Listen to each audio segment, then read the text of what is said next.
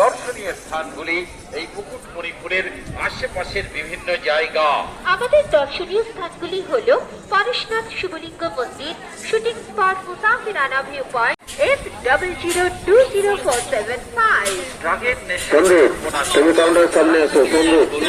অপরকে পরিত্যাগ করতে আমরা ভুলে গেছি সৌন্দর্যকে উপলব্ধি করতে। আর সেই সৌন্দর্য উপলব্ধি করতে নিশ্চয়ই আপনি